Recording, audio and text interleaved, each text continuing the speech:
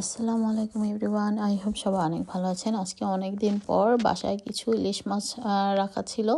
সেই যে পহেলা বৈশাখে আনা হয়েছিল ডিমওয়ালা ইলিশ, তো সেই ইলিশ মাছের কয়েক পিস রাখা ছিল। তো ভাবলাম যে আজকে রান্না করে ফেলি। তো আজকে ইলিশ মাছগুলোকে ভুনা করব টমেটো পেঁয়াজ দিয়ে। তো আপনারা দেখতে থাকুন, আই হোপ ভালো লাগবে। আর খেতে মাশাআল্লাহ অসাধারণ হয়েছে।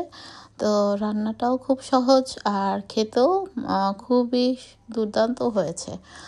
তো আমি এখানে প্রথমে ইলিশ মাছগুলোকে হলুদ লবণ দিয়ে ভেজে নিয়েছি। আর আরেক পাশে আমি কড়াইতে তেল দিয়ে দিলাম পেঁয়াজ কুচি, টমেটো কুচি, কাঁচামরিচ ফালিও একসাথে দিয়ে দিয়েছি। আর দিয়েছি আদা রসুন পেস্ট আর লবণ দিয়ে মশলাটাকে কষিয়ে নিচ্ছি। তো সবসময় তো সর্ষে ইলিশ রান্না করা হয়, তো ভাবলাম আজকে একটু অন্যভাবে করি।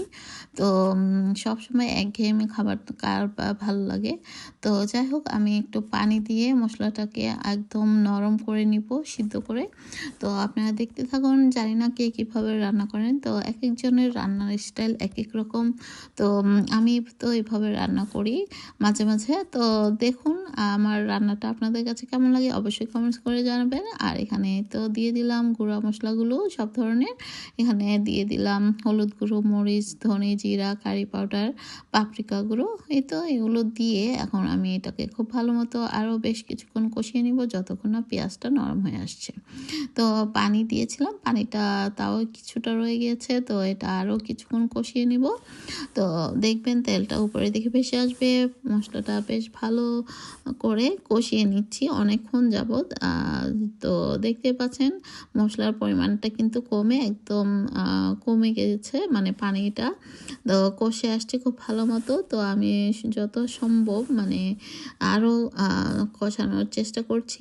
পেঁয়াজটা আপনারা চাইলে পেঁয়াজ বাটাও করতে পারেন তাড়াহুড়ো করতে চাইলে। তবে আমার কাছে পেঁয়াজ বেটে খুব একটা ভালো লাগে না, মনে হয় যে ওইটাও টাইম লাগে। তারপরেও সময় সাপেক্ষ অনুযায়ী আমি এক এক সময় এক একভাবে আসলে করে থাকি। তো যাই হোক, মাছগুলো দিয়ে দিলাম, সঙ্গে কয়েক ফালি কাঁচামরিচও অ্যাড করেছি আবার, এবং দিয়ে দিলাম সামান্য একটু ধনেপাতা কুচি। আর ঝোলের পরিমাণটা তো দেখতেই পেলেন, গরম পানিটা অ্যাড করেছি। আর লবণটাও টেস্ট বুঝে এই পর্যায়ে দিয়ে দিতে হবে। তো সাইডগুলো একটু খুব বেশি ভাজা ভাজা হয়ে গিয়েছিল, পুরা মশলাগুলো, তো সেগুলো একটু উঠিয়ে দিলাম। তো এই তো খুব আলতোভাবে নেড়ে দিচ্ছি, কারণ ইলিশ মাছ কিন্তু খুব নরম হয়। তো সেই বুঝে রান্নাটা করতে হবে। তো এই তো দেখতে পাচ্ছেন মোটামুটি হয়ে আসছে। আমি ঝোল কিন্তু খুব বেশি যে রাখবো তা কিন্তু না। তো এই তো কে কীভাবে আসলে রান্না করেন বা আরও ভুনা কীভাবে করেন, আসলে এক একজনের রান্নার স্টাইল এক এক রকম। আমি আজকে এভাবে করছি, একটু ঝোল ঝোল ভাব রাখবো।